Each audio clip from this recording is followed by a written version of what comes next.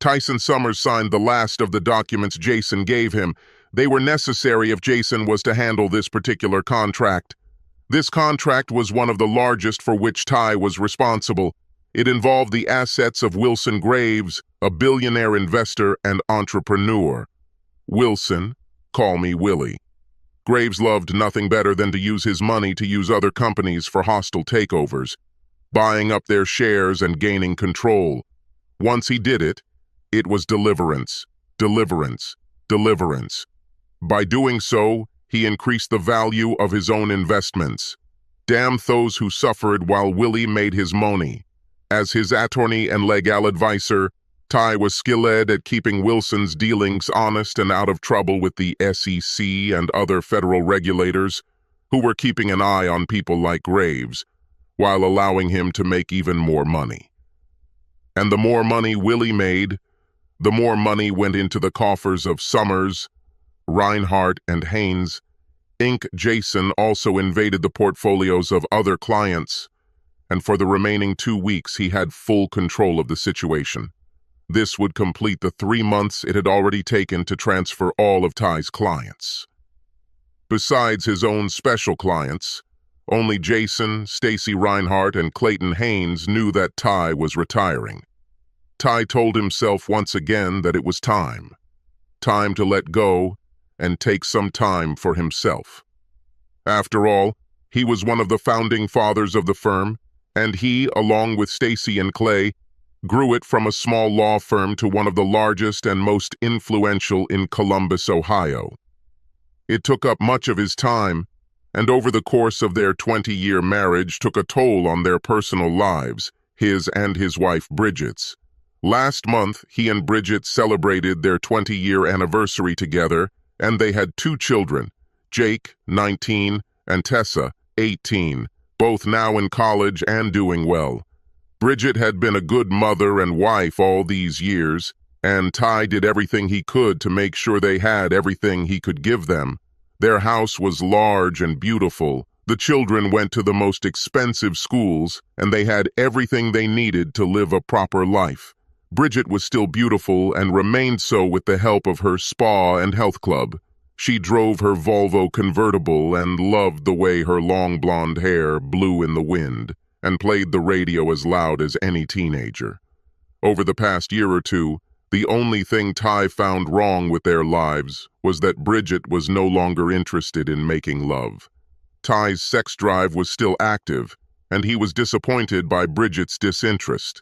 He talked to her about it, but all she said was that she was going through a time where her libido was low, and she would talk to her doctor about it when she had her next checkup. That was almost a year ago, and she hasn't mentioned it since. Their personal life did not improve during this time, and in truth, it got even worse. Ty stopped asking, and now left it without further comment. Another thing that bothered him was her trips to her hometown of Mansfield, Ohio. She told him it was because her mother's health was deteriorating and that her sister Bianca needed help caring for her. Both were still living in Mansfield, and Bianca was divorced and single. Bridget stayed with her mother when Bianca was away. She said the least she could do was fill in for Bianca from time to time and let her enjoy her free time. These trips began 6 months ago and now occurred once every 2 weeks. Bridget left on Thursday morning and returned home late on Sunday evening. She always called every night at 9 when she was out and made sure her cell phone was always on, but that meant Ty spent a lot of time alone. He hated being alone. She left this morning on her last trip, which meant another evening alone. He was even more disappointed by this than he let on after he told Bridget that he was working on a big surprise for her and that it would be ready in just a couple of weeks. He even tried to piss her off when he said Stacy was helping him with this, and she was almost done. Ty hoped that her curiosity or even jealousy towards Stacy would make her stay and try to find out what the secret was, but she answered with no more than 1 or 2 cursory questions before she began to get ready for the trip. Ty was now not surprised by her lack of curiosity, released her, and simply left her to pack her things. They said their goodbyes as usual, and he soon left for work, knowing she would be leaving within the hour. Much later that day, Ty closed his office, stopped to talk to Rachel, his secretary, and walked down the carpeted hallway to Stacy's office to talk to her before heading home. He knocked once and pushed the door open, a habit he had with all his partners. They were used to him showing up at the most inopportune times without warning.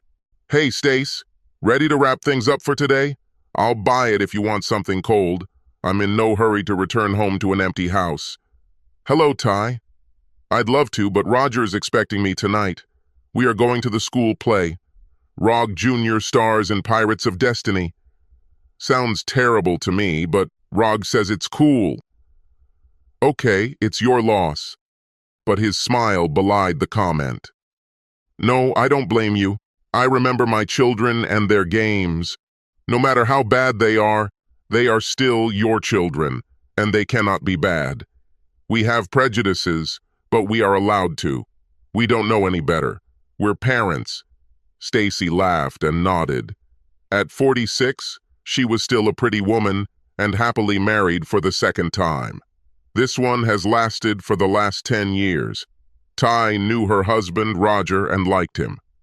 "How is my project going? Do you have everything you need? I can ask Jason to help you if you need it." She looked up and shook her head. "Everything is going according to plan and on time. There shouldn't be any problems at all. Just trust me, and I will move on. Jason is not needed. He will have his hands full with what you gave him, but as you promised, he is a really good worker and will be useful with your care. You know, Ty, I really wish I could talk you out of this, especially from the pension part. You know we'll miss you here. You have been the main driving force behind our success. In the first days, I just held on to you and enjoyed the ride. I will miss you the most.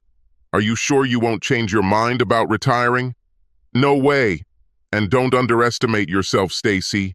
You have always managed everything yourself and still do. You and Clay will be fine. And now we have a hell of a lot of young people. They really impress me with their willingness to dig deep and work hard. Jason, and perhaps this Alice Chambers, could be offered a partnership for a year or two. Maybe. I really like them both, and it's clear that you trust Jason completely. Well, I'll see you tomorrow, and in 2 weeks, I'll be at the party. Roger wants to come too. Bring him, no matter what." "Okay, good night then." Ty drove to his estate in the suburbs of Columbus. The house was located on a 5-acre lot and covered just over 5,000 square feet. It boasted a hot tub that overflowed into a swimming pool, a gazebo, 2 tennis courts, and a large garden full of flowers and flowering shrubs that bloomed all summer and into the fall. Bridget dismissed the cook and maid when the children left.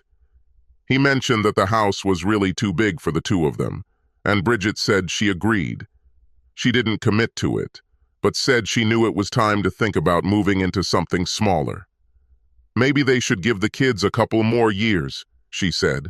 Ty pulled into the 4-car garage and walked into the kitchen, where he put a frozen dinner in the microwave while he went upstairs to change into his robe for the evening. As he walked down the steps, he heard the phone ring. It was a landline, which hopefully meant it was one of his advertisements. It was too early for Bridget to call. He answered the call and was pleased to discover that it was his boat in question, a 32-foot sailboat that was moored on Lake Erie during the summer and fall. It was stored in a warehouse on the lake. After a fruitful discussion with the owner of the marina who was preparing it for sale, the deal was finalized and an agreement was reached to send a sales receipt for the agreed-upon price to a P.O. box number. Once the check has been received, title to the boat can be collected at the marina. Everything would be in its place. Bridget would be pleased, since she never liked this thing. She hasn't been on it with Ty for years.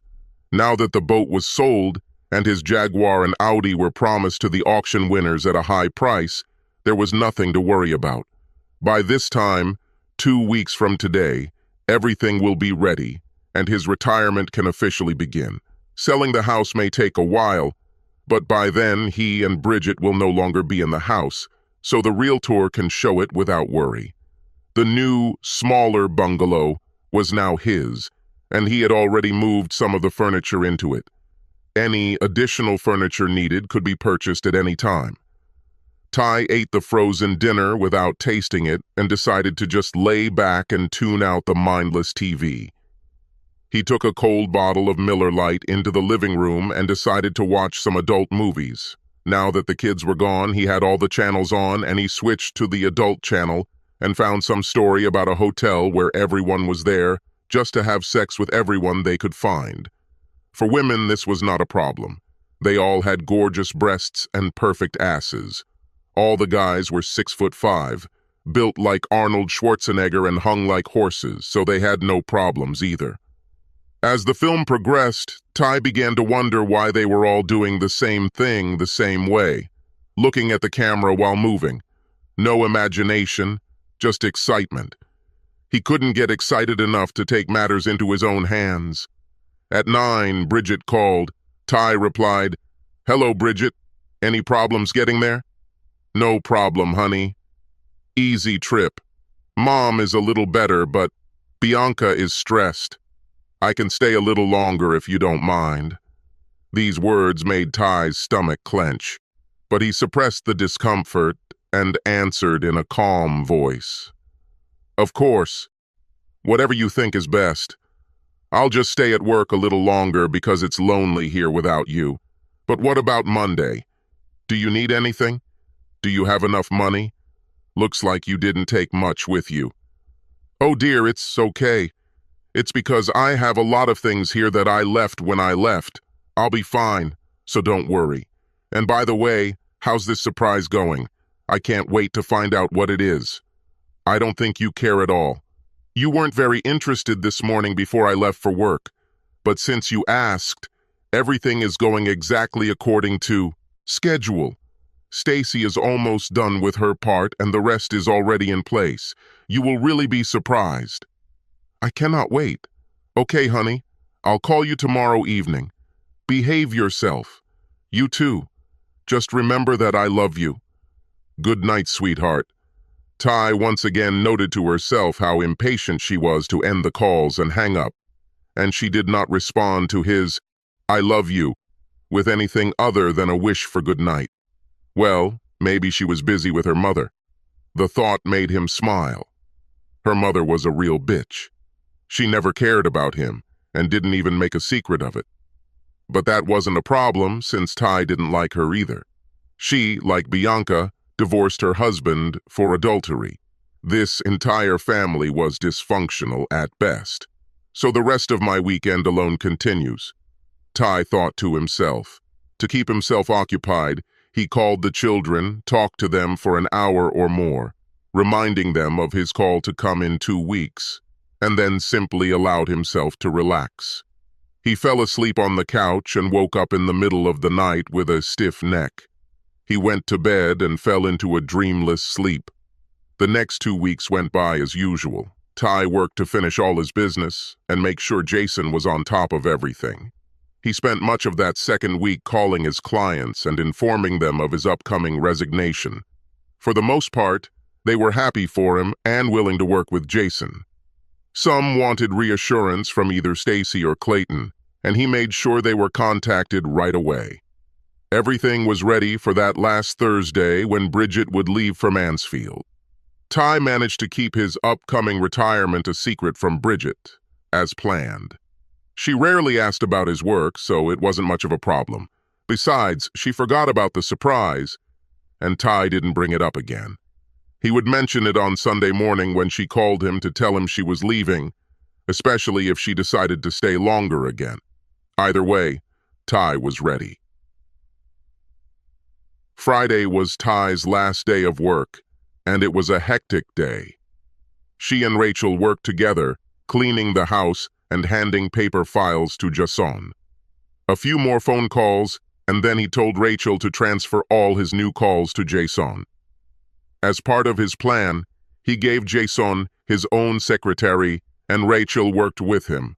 The last thing he did that morning at work was tell Stacy to take action, and she said she was ready. She went to the courthouse later that morning, but promised to be back in time for the retirement party they were having at the Radisson Hotel. Everyone knew that Bridget couldn't be there, but that didn't delay the celebration. It promised to be amazing. Ty left just after lunch to discuss a number of things that needed to happen, and by 3 o'clock in the afternoon, everything was in place. The final paperwork for the house was signed and the movers were on their way. They promised to finish by Saturday evening. Once the movers were done, the people he hired to clean the place from top to bottom would be there, and they had orders that needed to be finished by the evening. They were promised a bonus if they finished on time. The realtors were supposed to put up a for sale sign in the front yard by the end of tomorrow, and they told him they already had a list of people who wanted to see the property starting next Monday. To their delight, he set a normal price for the sale. The last thing Ty needed to do was make sure all the financial arrangements were met. Bridget and he had 2 separate accounts in addition to the joint ones, and each had their own credit card. It was at his insistence that they only had 1 card each, since Ty did not approve of maintaining a credit balance with anyone. She handled it very well and was never frivolous with money. She managed their accounts with great skill, and other than Ty's private business accounts, which were managed by a firm hired by his company, she knew about all of their finances. She wasn't privy to Ty's accounts at the firm, but she'd never bothered to ask him about it and had forgotten over the years. Now that he was retiring, he closed all open accounts that had both names on them and transferred the retirement account to a new broker.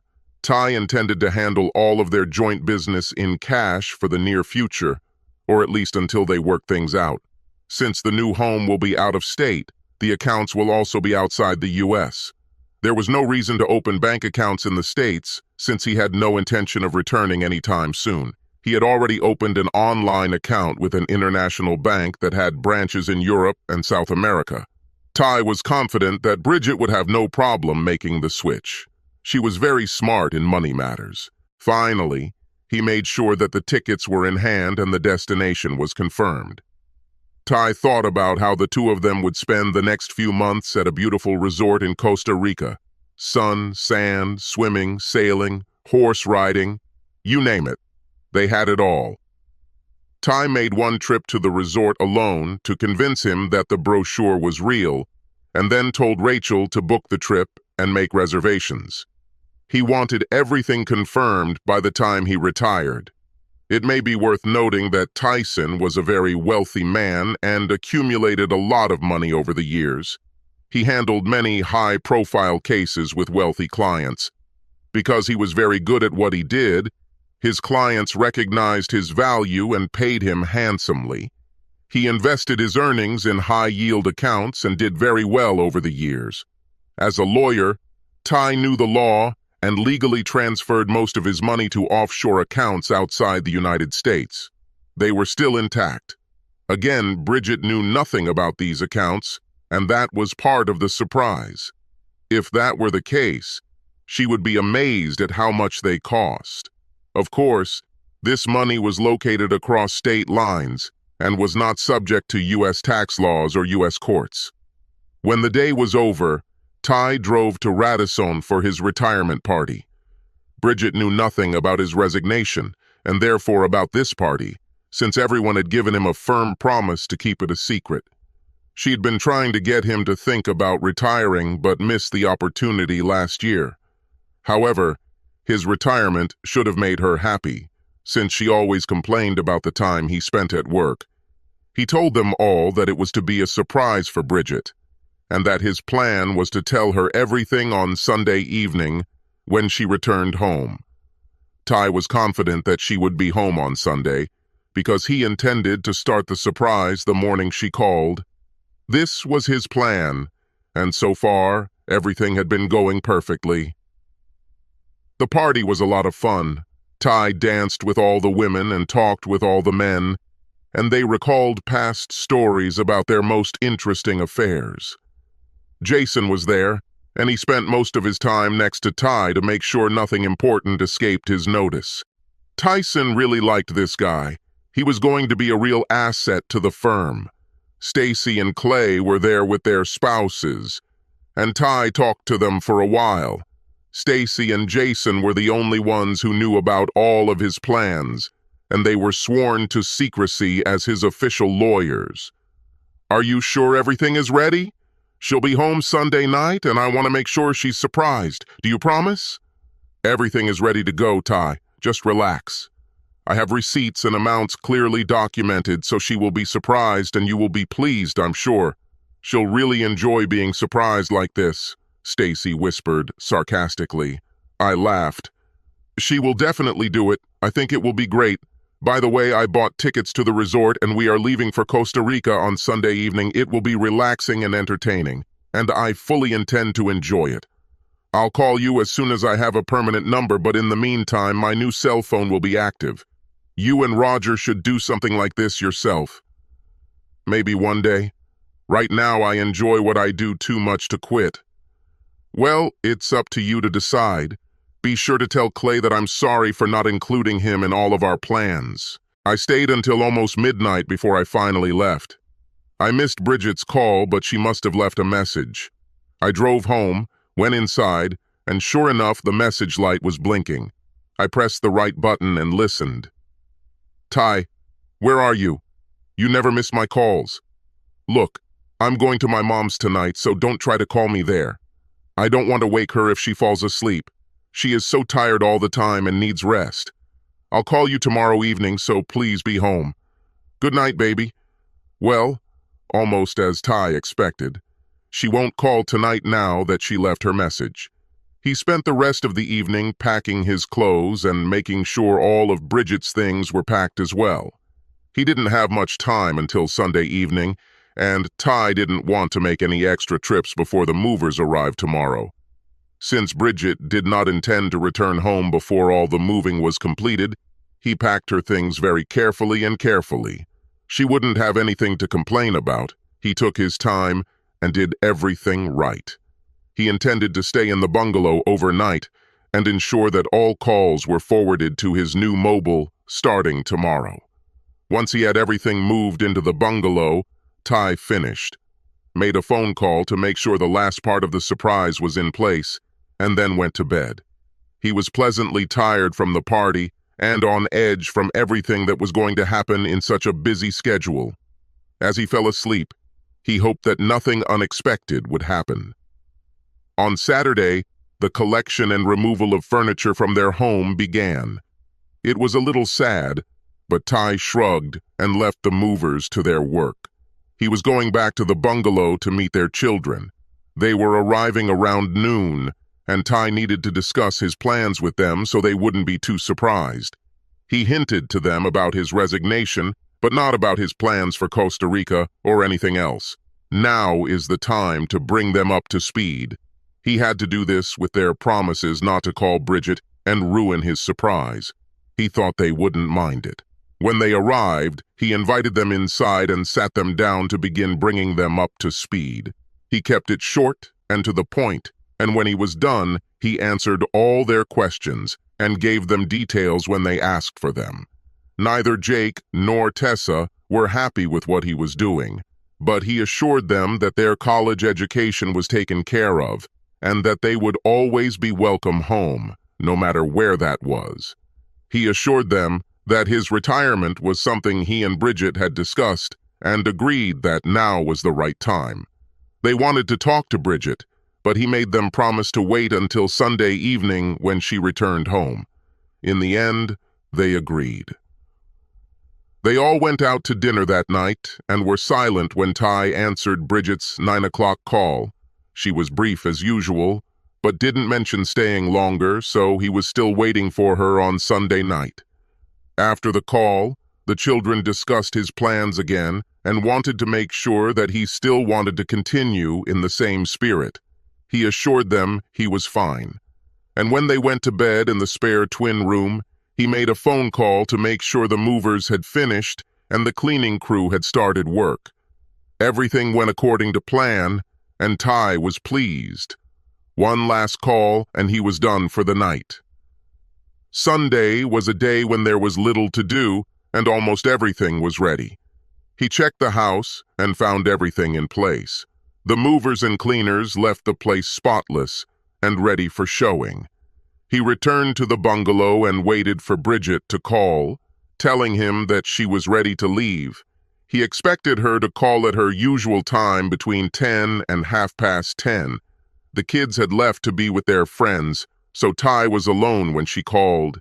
He answered after the first ring. "Hello, Bridget? Are you ready to go home?"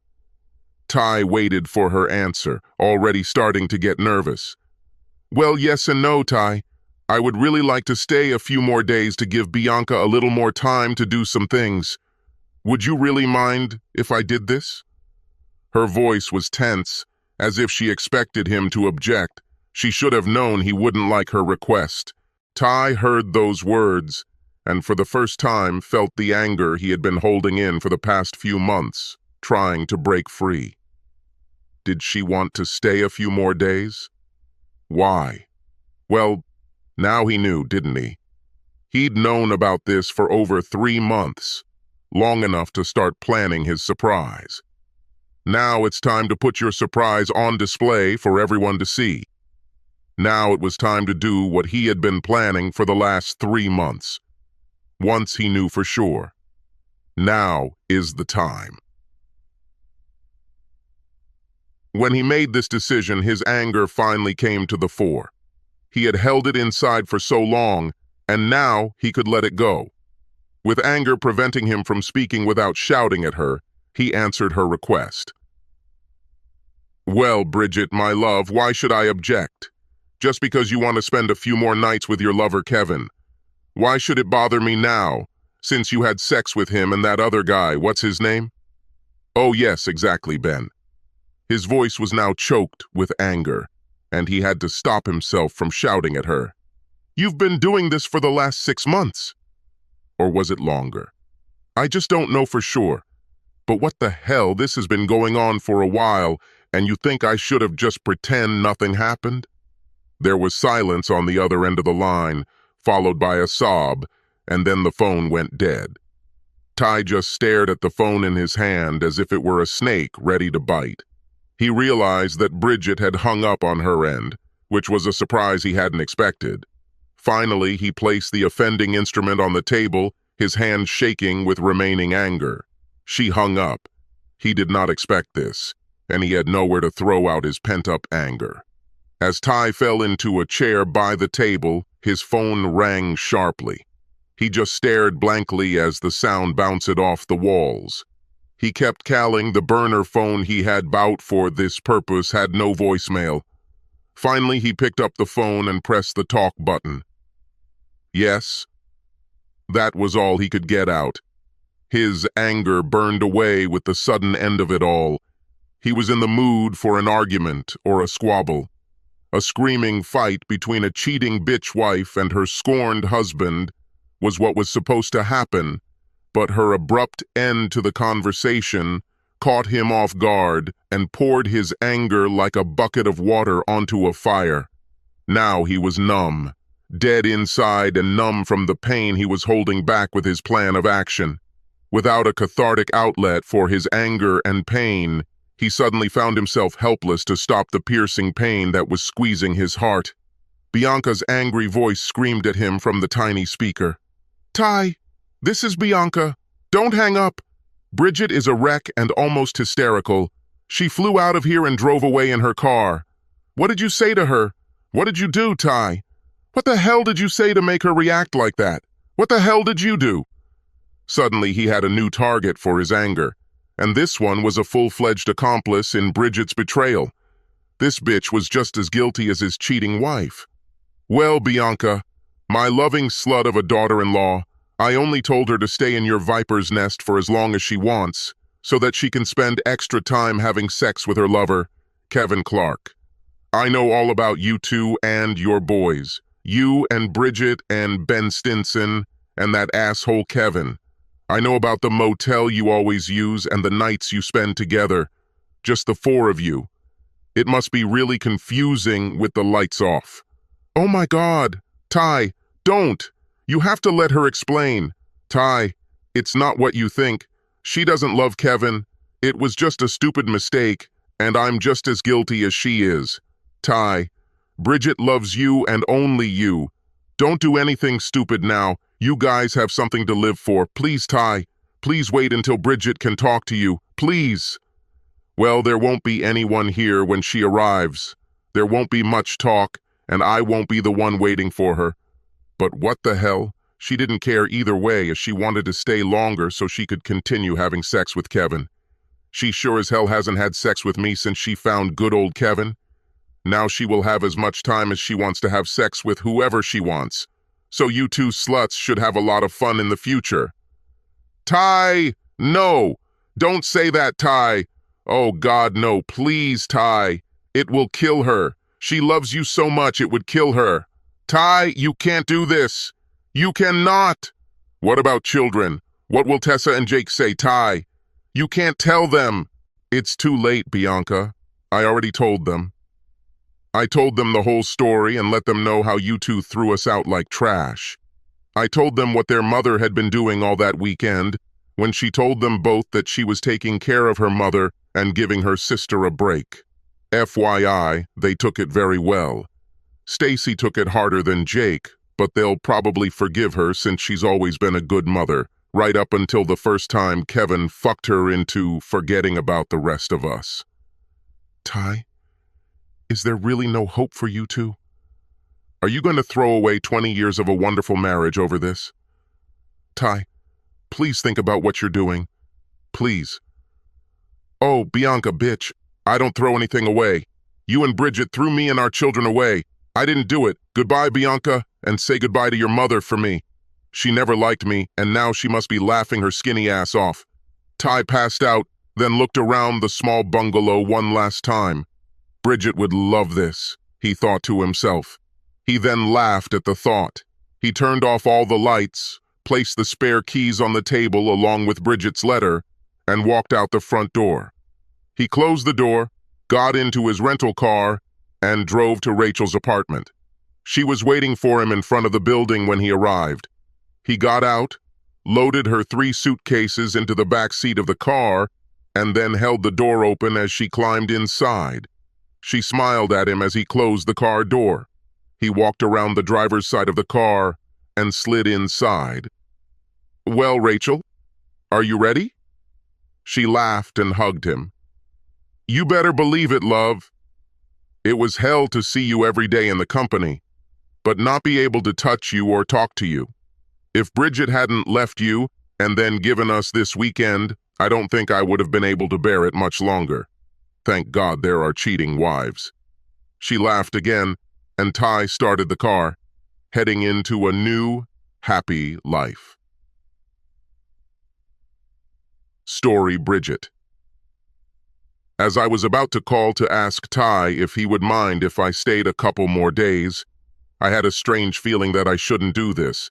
I told Bianca this, but she just laughed at me and asked if I wanted to spend a couple more nights with Kevin and Ben.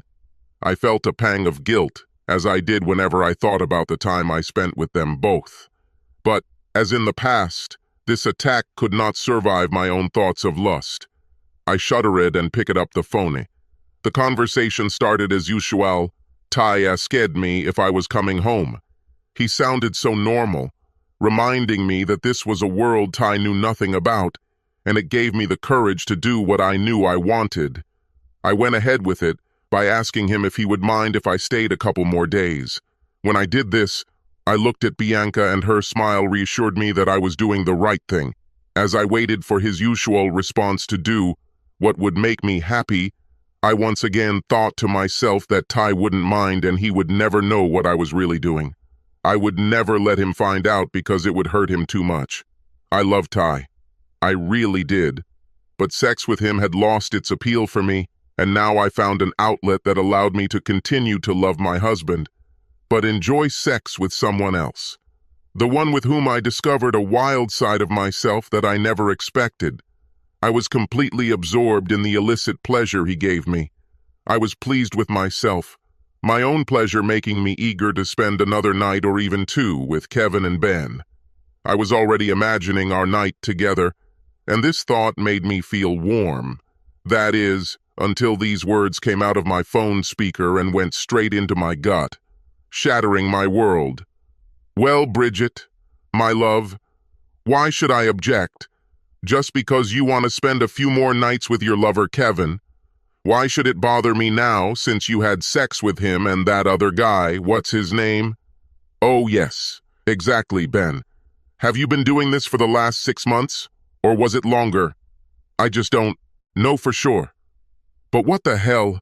This has been going on for a while now, and you think I should have just pretend nothing happened?" I couldn't speak. I was frozen in fear and panic. I know I slammed the phone down and sobbed loudly.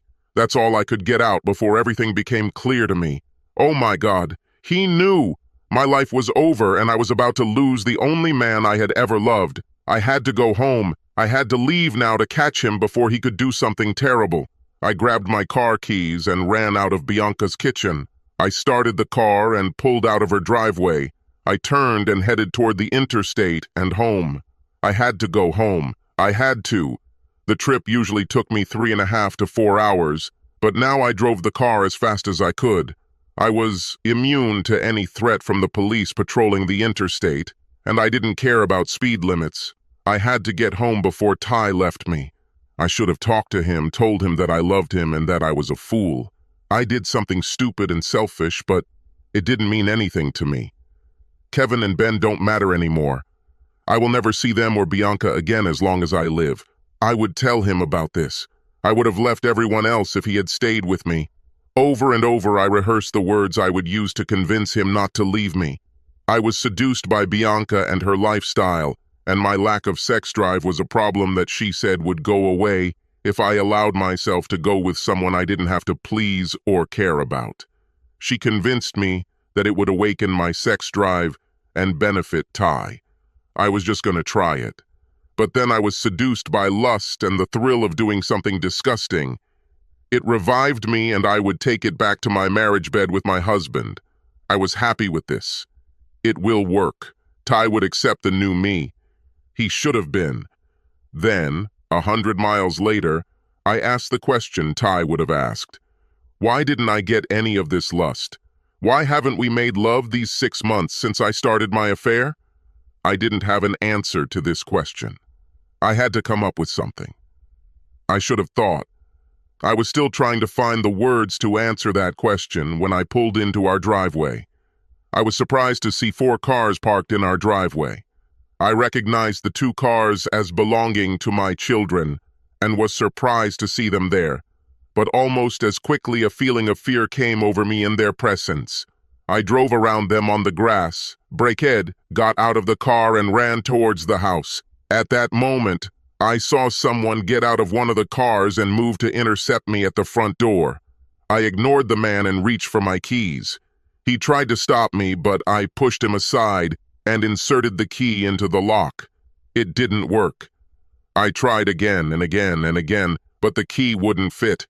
I threw him on the porch, covered my face with my hands, and cried. I turned to the door and started pounding on it with my fists.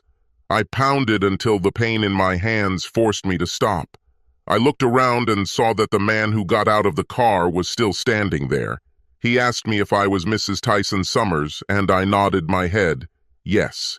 He handed me an envelope and said quietly, "You have been served, madam." He then took another smaller envelope and handed it to me.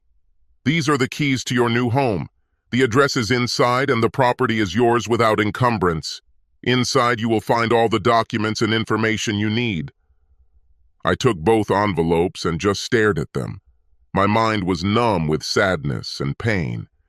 He reached into his coat pocket and handed me a white envelope. "There are several checks here for the amount of savings and checking accounts that have been closed. This house is for sale, and the proceeds will go to you once the sale is completed. This is all included in the divorce papers, and the terms are very clearly stated."